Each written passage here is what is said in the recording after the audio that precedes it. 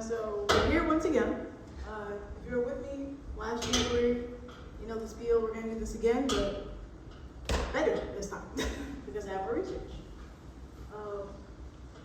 So the presentation is obviously going to be about Jessica Dragonette, her past, our present, and the university's future.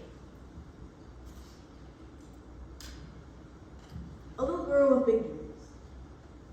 So as many of you may or may not know, Jessica Dragonette was born to immigrants that were of Italian and French descent. She experienced death really early in life, unfortunately. Her mother passed away when she was around 6 years old, and her widowing father had 4 kids to take care of, her being the youngest.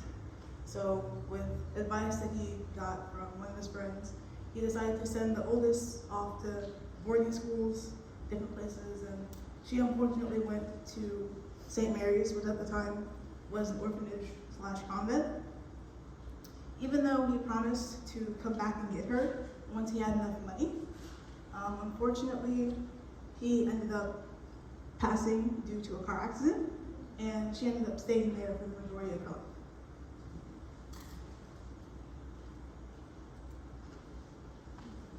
Georgian Court or Mount St. Mary's. This was definitely something that was interesting to me because while I was doing my research and reading Faith is a Song, Jessica has a whole section about Georgian Court University, but she doesn't have anything from Mount St. Mary's. So this was definitely a question that not only I had, but Dr. Cucci had as well. And thankfully, we ended up finding out that she originally graduated from Mount St. Mary's in 1923. And that class was the last graduating class before the Sisters of Mercy purchased the Gould estate.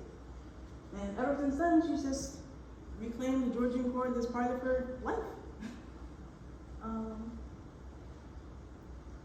She describes many landmarks on campus in her book, Faith is a Song. Once again, she excludes the fact that she was from Mount St. Mary's, which I kind of found a little weird.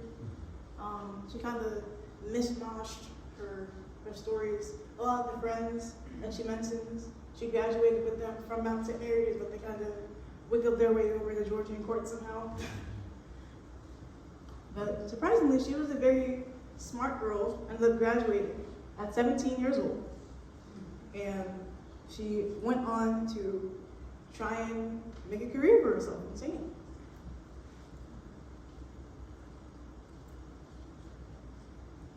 Georgian Court. Once she stepped foot on Georgian Court, she felt that she had come home at last to a place where she finally belonged. And she became very fond of Sister Beatrice, who was a sister during her time here at Georgian Court. I found it really interesting. I really want to include these pictures over here, especially this one. I don't know if you guys can recognize this, but this is where we currently are at the moment.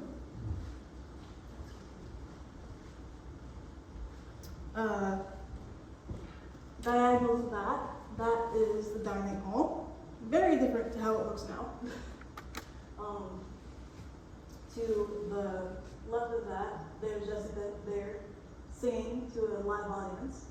And in the corner, that is a picture of one of the fountains on our property.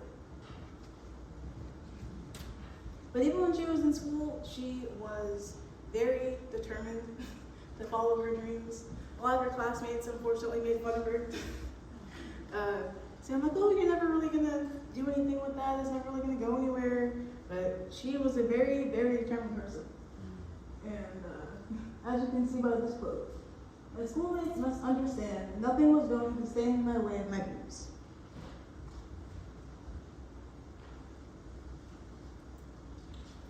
A shooting star. Well, her time at Georgian Court was ending. She decided to try and find any way that she could be in the spotlight. She ended up going to New York. She got permission from the mother of the school at the time to take leave of Georgian Court and go to New York to study under Mrs. Liebling, who was a big wig, like she was in not Hollywood, but like Broadway, and she was kind of like the person that girls would kind of go to and kind of try and make it. She was like the boot camp person for that. So she went there, tried her luck, struck gold. Her first big break was in Max Reinhardt's play Miracle, where she played the angel. No one really saw her do this. She was rather up in the rafters, and when her part came, she just sang. That was pretty much it. But she got so much praise from all of this that when a prince came from out of the country, he specifically wanted to talk to her. And she also ended up kind of pushing her way into being co-star in The Student Prince. She knew no one really needed her to be there, but as this quote states, she haunted the producers and stage managers until they finally gave her permission to watch her performance, until they finally caved in and told her yes, that she could actually do what she wanted to do.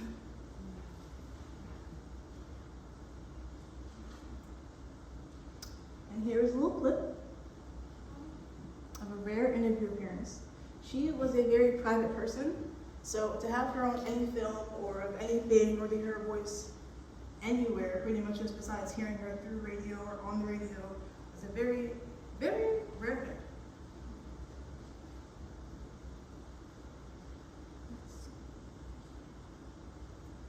I don't know how I get this lucky. Radio. Absolutely. What do I All mean? live. What do I mean by if somebody made a mistake? Help me elaborate on that thought. No, you couldn't make a mistake. It had to be good the first time. Right. And of course, then I went to see the fans all in their own cities and towns where they lived. So I did about 12 tours across the country and concerts. So I could meet them face to face, because that's what they asked me to do too. Well, it was all very exciting, but the most exciting part is the beginning. You see, the pioneering is very interesting. And my picture was the first sent over television. I was locked in a studio when I was rehearsing for the Philco Hour with 9 men. And then I sang a song, L'amour, toujours l'amour. And you heard a cheery whistle, and then you saw my picture. And the picture had static marks on it, and it went all around the world. So it was a terribly interesting experiment. And dear Dr. Goldsmith, one of the inventors of television, Right. said to me, I think someday it will be workable. Then I did a series on Dumont television. So, as you can see, she was a pioneer in her very own right. She was not only a pioneer in radio, she was a pioneer in television. She has done so many things. She ended up becoming the first woman to ever write her own contract in radio, which definitely was very big, especially for the time she was living in.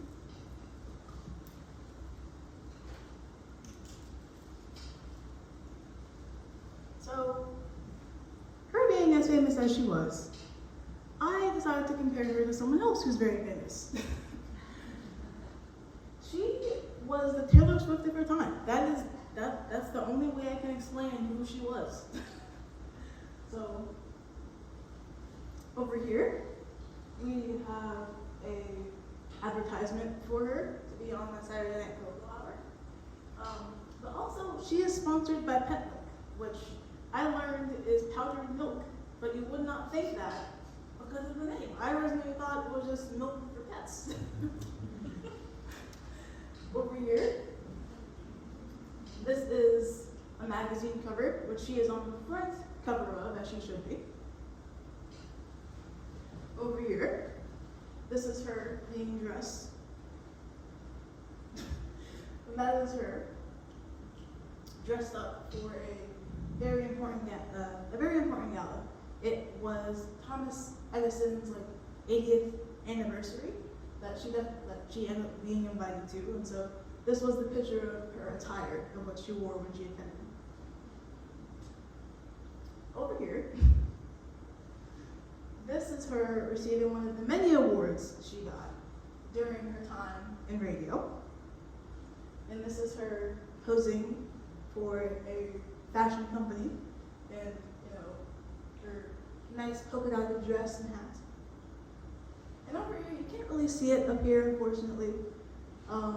But these are all of the awards that she's won, just in general.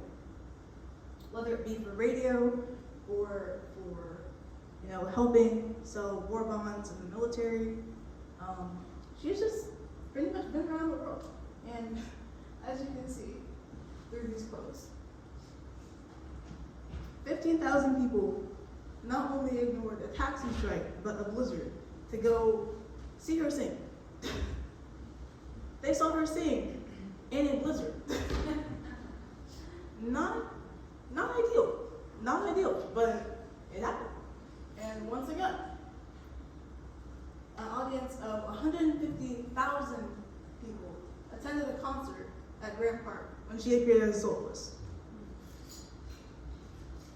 And that's not all. That is not all. She also, according to recent surveys of the time, had 66 million people listening to her around the world.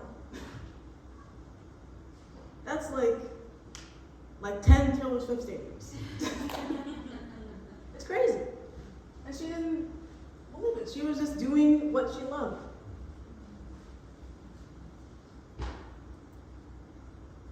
Oh. And this is one of her many radio shows that she was on. She mentioned being on the Fogo Hour. She was also on the Palm Olive Beauty Box Theater. I'll play a little bit of this as she just introduces what the show is going to be about.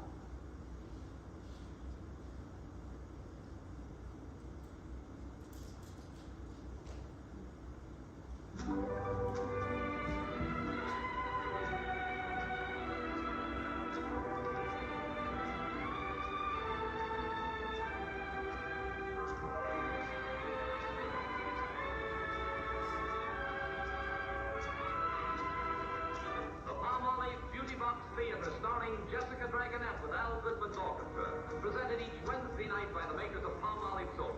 Tonight, the story of the captivating young Hungarian countess who scorned the love of dukes, yet gave her heart to her servant. Jessica Dragonette in The Countess Maritza.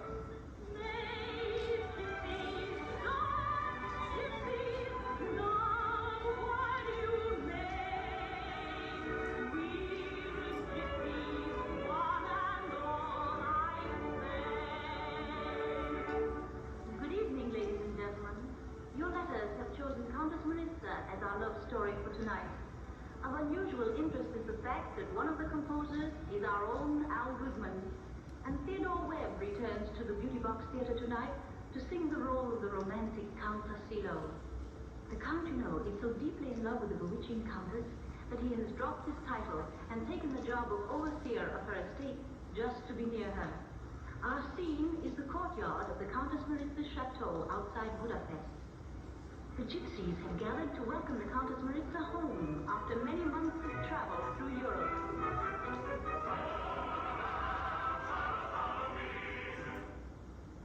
As you can see, or as you heard, that is her voice, setting up what this whole thing is going to be. This whole 30-minute session of what this is going to be. Now, can any of you imagine sitting around, possibly in here, just listening to a radio? No phone, nothing. Just listening to her voice, these people singing, and just letting it immerse. That's what she did. She was a storyteller at her time.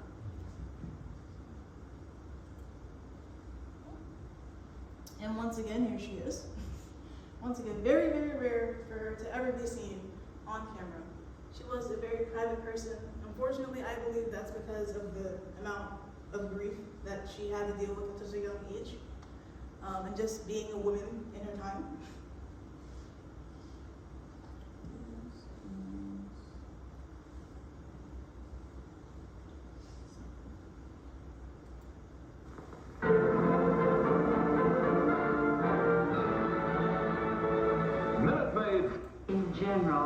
and I don't like to think of women being anything but purposeful and beautiful and decorative. We all depend upon women for inspiration, and that brings me back to the title of my book, Gaylord. Faith is a song. Beautiful. I think faith is necessary. It is the substance of dreams. And unless we have dreams and faith, nothing happens. And lots of words. You only materialize your dreams by having faith. And faith opens the door to everything. Jessica. Once again, this is what she does. This is what she did. She was not only a very charismatic person, but she was also a very religious person. She believed in faith that pretty much guided her throughout her whole journey, throughout her whole life. Probably the reason why she named her book Faith is a Song. It mixed the two things she loved the most in her life.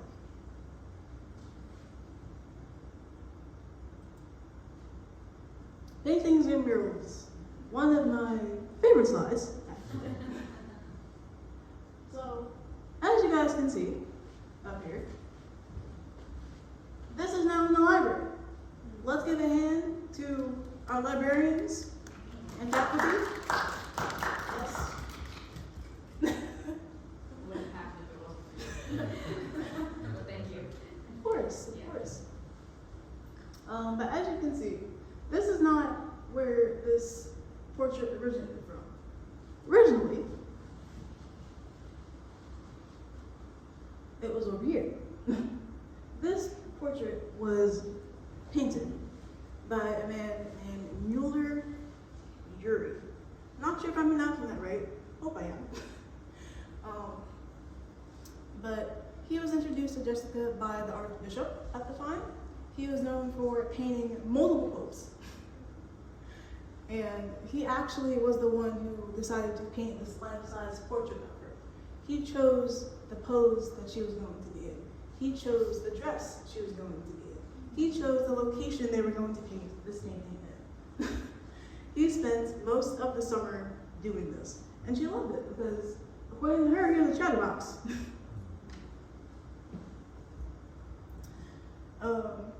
But another amazing find that I discovered during my research was that apparently the Smithsonian has a mural. This right over here.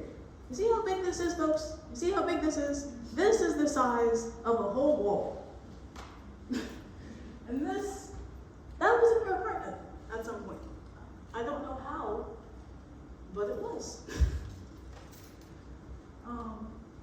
So this is a mural called The World of Radio. And it basically depicts Jessica. She's in the center of it, standing on the stage, or standing on top of the world, actually. Excuse me. But this whole thing depicts her whole journey through radio. All of it, from meeting all of the famous people she's encountered, such as Nikola Tesla. Yes, she met Nikola Tesla. Now, unfortunately, this hasn't been displayed in the Smithsonian currently. It's only ever been displayed for their media exhibition that happened back in 2017. But I assume that they don't really bring this out as much because, you know, it's delicate. And I'm sure there's a lot of procedures that have to go before this can even get put up on the wall like this. But just to say that we have a piece of Jessica at the Smithsonian. Ooh! Do you happen to know which museum in the Smithsonian has it? Is it in the art or the American history? It's in the Arts Museum. Because I'm going there this weekend, so I will check in the equivalent of compressed shelving in art museum. Which is all the stuff crammed together that's not on display. I'll see if it's there, if I can see it. It's probably not in that section, but if it is, I will be sure to. Yay, I mean, I'm sure someone has to know where that is, or where it's located. Never giving up and always giving back. So, she has won a lot, like I mentioned before, she has won many awards in her time. Now granted, when she was given the, I'm gonna pronounce this wrong, the Pro Ecclesia de Pontifici, when she was given this medal, she was in the hospital. She had pretty much run herself past burnout. She was doing tours all around the world, going from state to state. Her sister basically forced her to go to the hospital, even though she didn't want to. And then, one of the Pope's lower level people came to her and gifted it to her. And as you can see, she doesn't know what this is for. But what have I done, Your Excellency? And he says, just what the medal says, services for the church and pontiff. Now, up here, anybody recognize who this is? Yep. That is the stage. And it's glory. And right there in the middle, you can't really see her, but she's there. She's singing.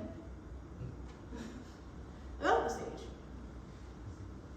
we have a plaque that is dedicated to her. Our stage is dedicated to Jessica Dragonette due to her loyalty for this university. And even though she was a very busy person who would go on tour a lot around the spring time, she never failed to keep the appointment for the musicals. For those of you who don't know what the musicals are, this was something that was put on every spring, by Sister Beatrice, actually. She was the one who put everything together, put all the choruses, the orchestras, and just conducted everything. It was a whole big to-do. This was so big, actually, that the New York Times covered it. I know. And over here, we have these lovely ladies, lovely graduates of Georgia University. Just doing their thing. As you can see, the stage it looks immaculate there. It's so nice and useful. Up there, we have her list, basically her tour list of everywhere that she was going to go. And if you can see that, little purpley line up there, that circle, that is Georgian Court.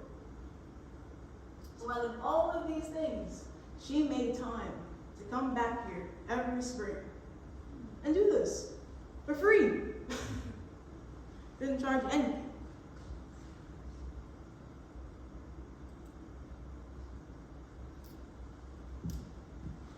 And something else that many of you may or may not know, she also sang at the Tomb of the Unknown Soldier while President Franklin Roosevelt he was there during his term.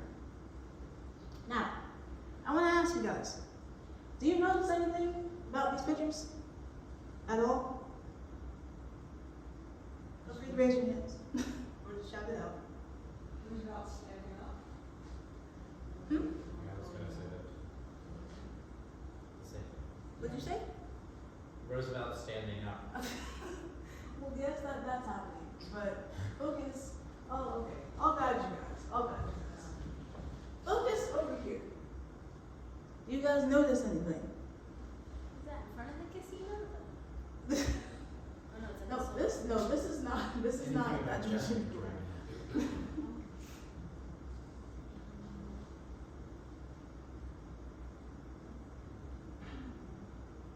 Give us a clue. Yeah. Another clue. No. Another clue? All right, well, I think you have to reveal it now. yes. No, there's some shoes, I'll say that. Yeah, her shoes are pretty nice. However, her petticoat was showing. Many people wouldn't notice it, but Jessica, being the perfectionist that she she was. Right here. That little pink slip, right there. I think John Rivers wasn't around. It would have been terrible.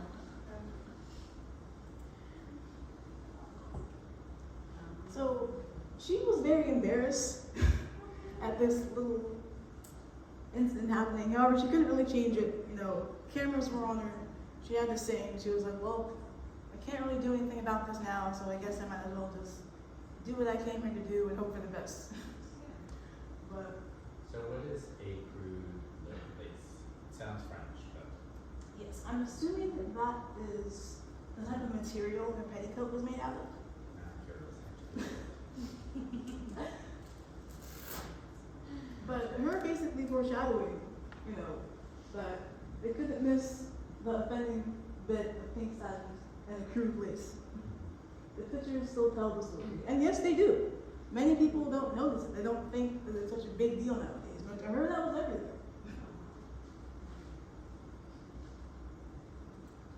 It's like a Super Bowl costume floor.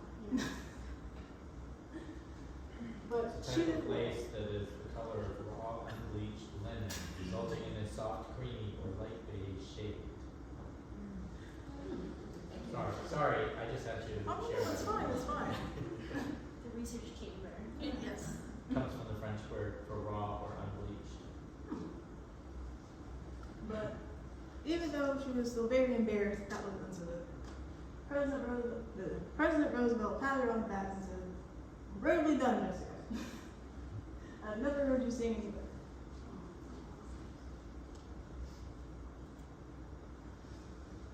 She was never truly out of the spotlight, unfortunately.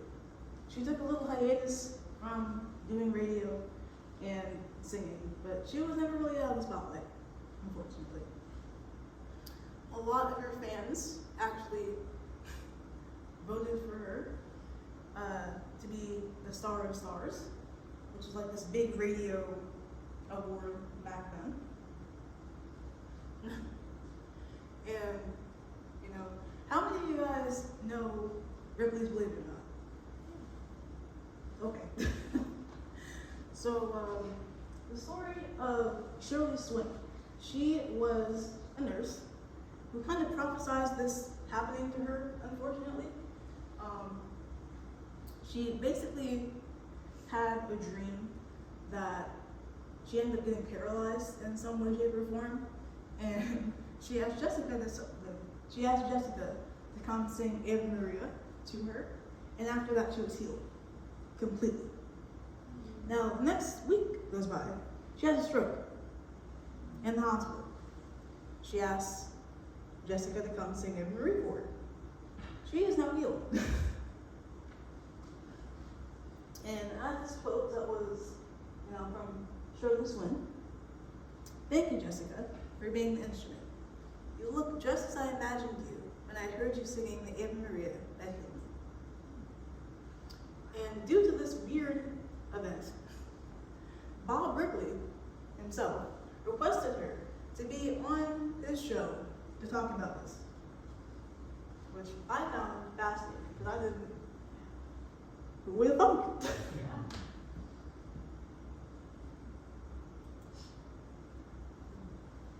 A life will live. Now here is Jessica, and that back there, that's her husband. That was when they came back for like the 50th anniversary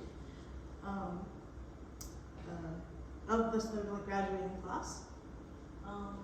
But pretty much, as you all can see, Jessica made it a point not only to live life for herself, but for others as well.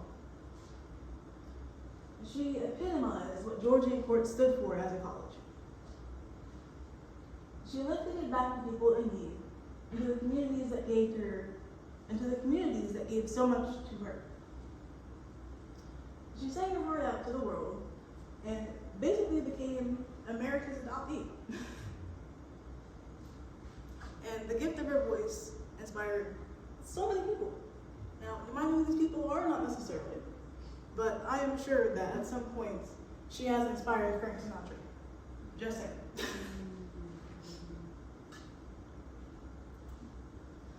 The show must go on. Even though Jessica has passed. The rediscovery of her painting was really only the beginning. There are so many other ways to commemorate her name on this campus, starting with the stage. You guys saw what the stage looked like back when it was nice and pretty, right? This is what it looks like now. Horrible. We gotta do something, guys. This plaque, this stage was dedicated in this woman's name. There should not be a bunch of stuff on the stage. I know we haven't used it in a while. I know the acoustics might be off, but we gotta do something. We gotta do something. This isn't right. All our core values state that we are a university that spreads compassion, respect, service, and integrity. We can do so much more with the words that we so cherish. So I pretty much implore all of you, spread the word, spread the news, do what you gotta do.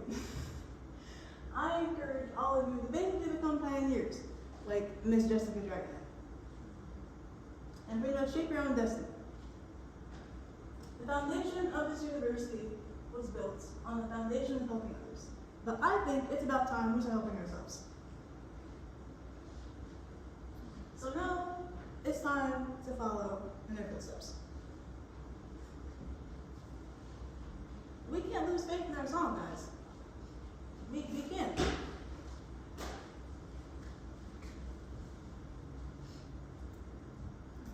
And this is my work side of the page.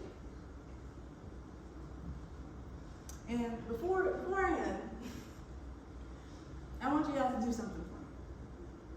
I want you all to go onto the Georgian Court website right now.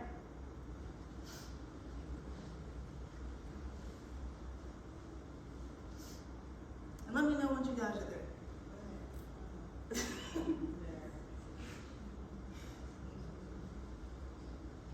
Ready? You ready? Yep. All right, what are the 3 words you see on that website? Belong, believe, become. Yeah. Exactly. Belong, believe, become.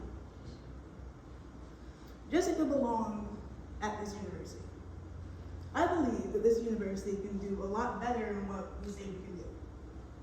And I know that with everyone's help here, that we can just do better, that we can become better.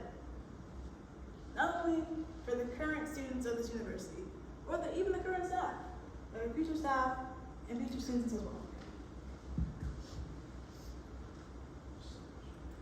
So thank you guys for coming out. I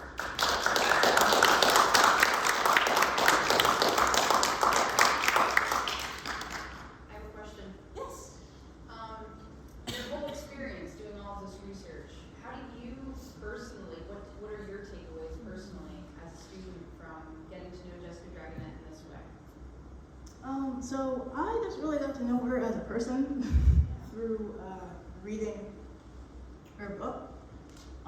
Everyone kind of glorified her as like this star, but she was just really a person who really just wanted to be loved, and she just wanted to do what she wanted to do.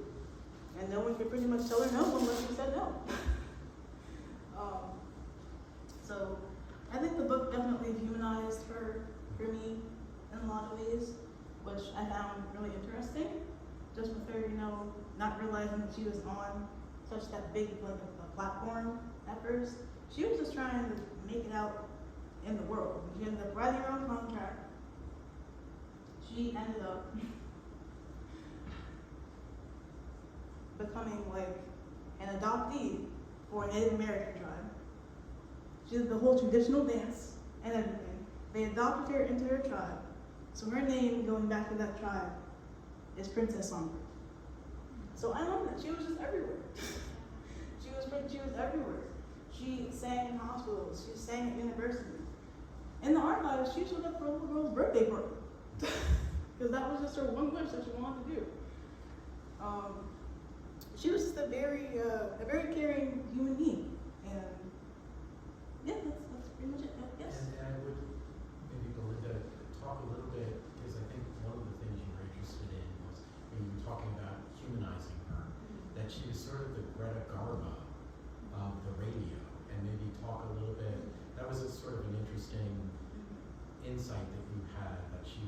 referenced that.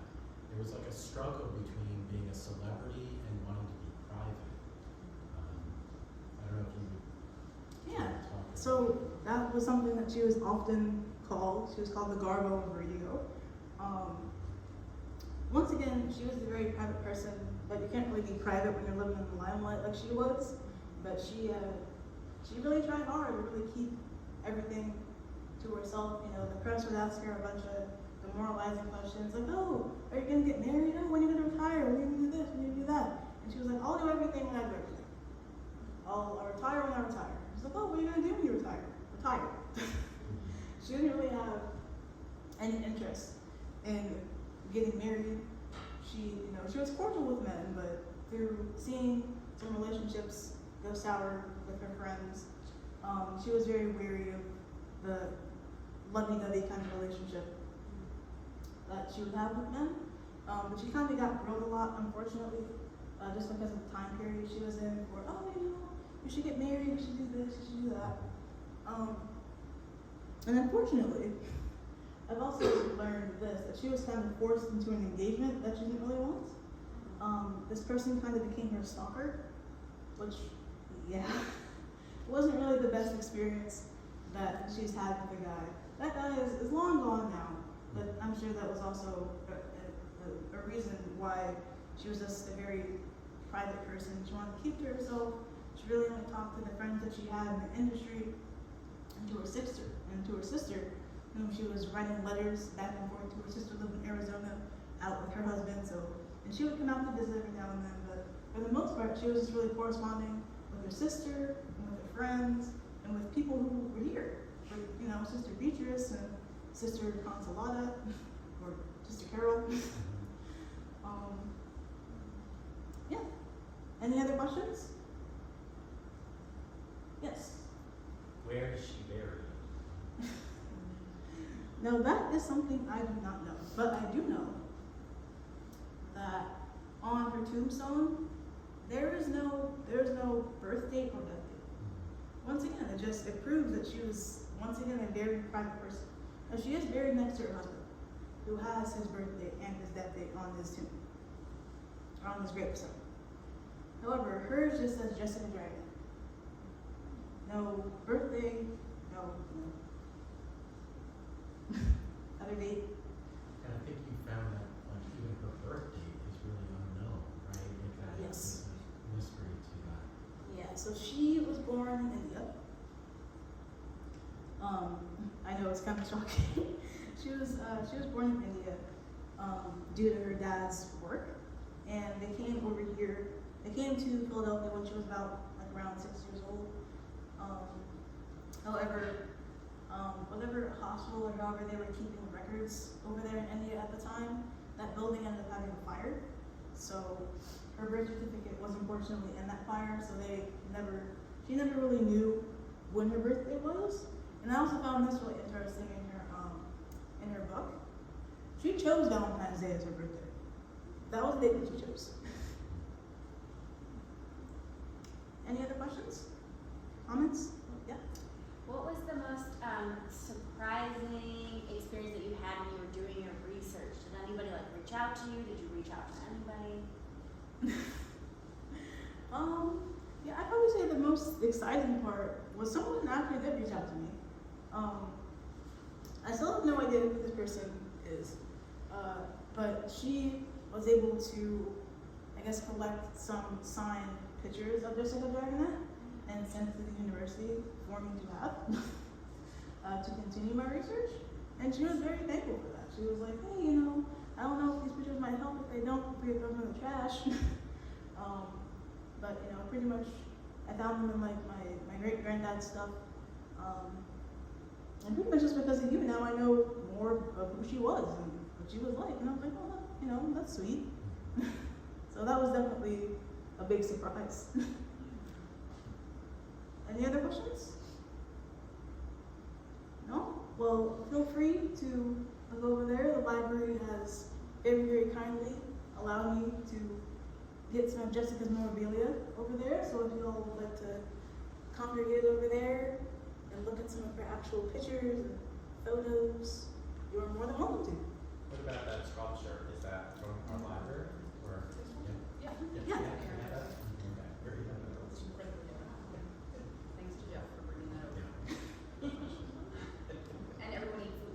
Yes. Yeah, please. There's food, there's drink, enjoy it.